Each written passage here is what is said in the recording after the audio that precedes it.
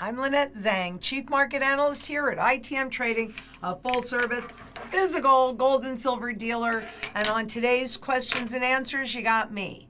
But of course, there's so much going on with the BRICS and CBDCs, so I think a lot of the questions are geared toward that. So let's just get started. And Nico D asks, could BRICS nations reset their currencies against gold? Well, the answer is yes, but can they do it at next month's meeting or August meeting? We're going to find out, but here's why that is not likely imminently. And that is because once you put a component of gold in a currency, it fixes the debt wherever it is. So ultimately, yes, they are going to reset their currencies against gold, but they're going to have to burn off that debt through a hyperinflationary or hyperdeflationary. They can use either one. They're going to have to burn off that debt first so that they go into it clean. The balance sheet is clean, and we go into the next currency system. So, can they just do it? Well, they don't want to fix their debt where it is right now. It's unpayable. They got to get rid of it. We're not there yet. And Philip N asks, is the dollar on its way to being replaced as the world reserve currency, and or is BRICS making waves for de-dollarization? Well, yeah, the dollar is on its way out, and so there has been a lot of de-dollarization happening. But this is not something that's new. This is something that is evolving to the next stage. So first of all, let me say, as the world reserve currency, what essentially that means is that if you are a corporation or a government, and we certainly know this is true for individuals, going outside of your country, you would have no other alternative but to use dollars to buy anything, oil, lumber, steel, medicine, whatever it is that you're buying.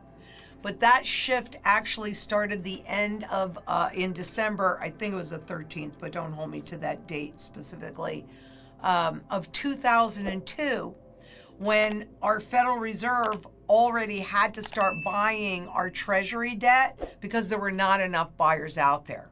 So where the dollar used to be used really more than any other currency, and it still is, in global trade, that percentage has gone down from, 100% to, the last time I checked, 41%, and it is declining more and more rapidly.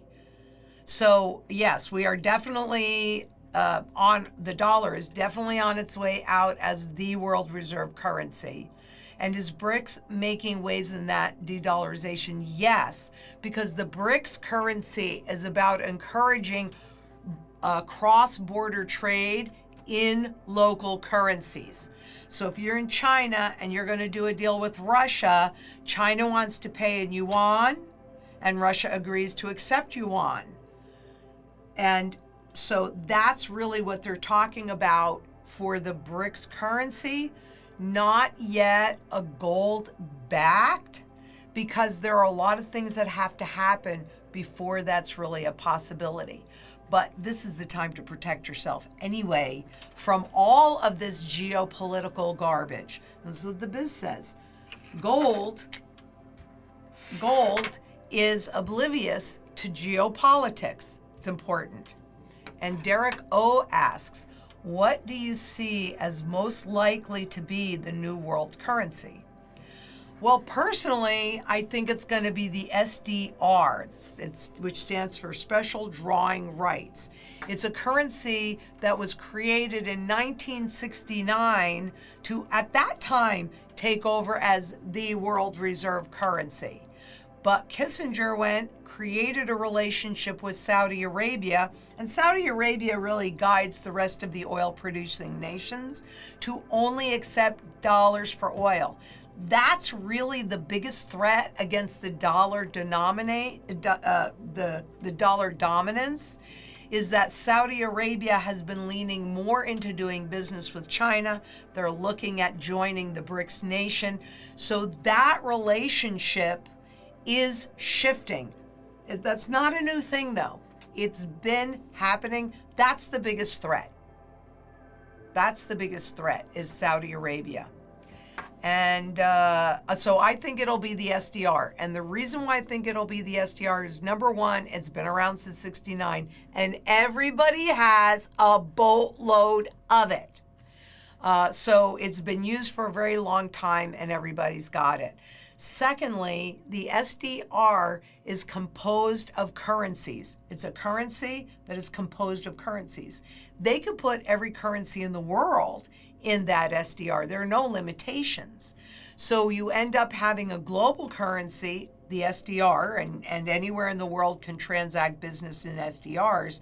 But because there's local currencies in it, it's easy to transition into the local currency. So time is going to tell which currency will be the next world reserve currency, but I think the SDR is the most likely. And Karen S. asks, do you think what's happening with BRICS is moving those countries closer to CBDCs? Well, I think the whole world is moving, if they have their druthers. I don't think that going into CBDCs is an absolute given, because we're watching what's happening in the different currencies and countries that are adopting it. But I definitely do know that in the BRICS nations, they are more advanced in developing their surveillance economy, their CBDCs, than at least we are told in the West.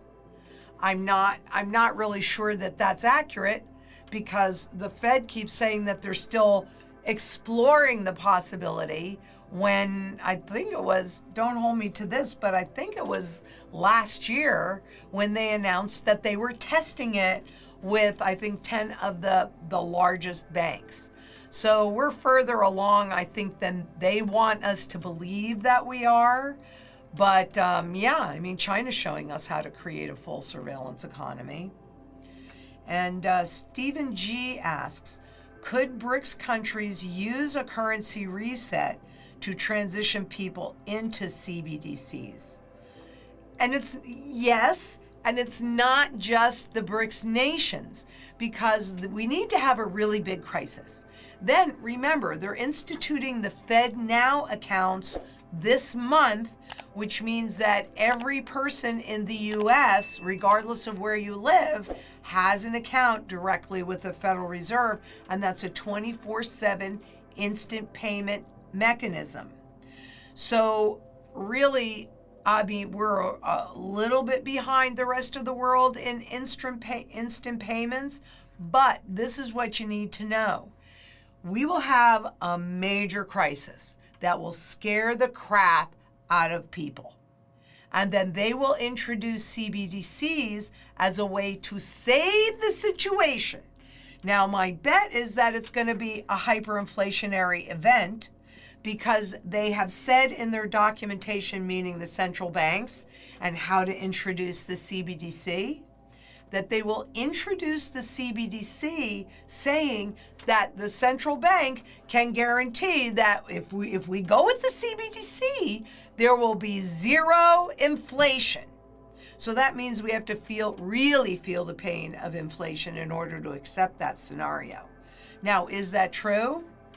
Well, according to the central banks, they can then have their finger on the economic button 24/7. So what they're really talking about, and they've also said that once we have a CBDC, there are no limitations as to how low they can push those interest rates. So since we are a consumer-driven economy, and really that's true around the world anymore, even China's been pushing in that direction. If you're trying to save money, they simply drop the rates low enough for you to notice your principal being eroded, not because you're spending money, but because the negative interest rates are gobbling up your principal. So I do believe that what they're going to say, if we go to a CBDC, you're not going to have to worry about inflation. No, you're not going to have to worry about inflation. You're going to have to worry about deflation, and you're going to have to worry about surveillance. Give me inflation, which I can fight with this. Give me deflation and surveillance, which I can fight with this. Because I hold it, I own it outright. So where my original strategy was going to be, after we've gone full reset and we are back at the beginning of a new currency, I was going to convert some of my gold holdings into that new currency. But with the advent of CBDCs and negative rates, that doesn't really make a lot of sense. Rather, you convert it as you need it, whether it's a monthly basis or something comes up or what have you, because that's the way you're going to hold its value, your purchasing power value, your wealth value. This is where you're going to hold it. Then when you need to use it to transact, if that ends up being our transaction or our tool of barter, then you convert it so that you don't lose that value. And I'm sorry to make this short this week, but it's what I have to do. So remember, I've been doing a lot of videos on CBDCs and a lot of videos on the Fed stress test is coming up next Thursday. So don't miss those. And if you haven't already, click that Calendly link below. Set up a time to talk to one of our consultants. They put, and you need to put, your goals first. And then it's the right tool for the job. So if you haven't yet, make sure you subscribe. Give us a thumbs up if you like this. Leave us a comment and share. Because financial shields are made of physical gold and silver, not promises.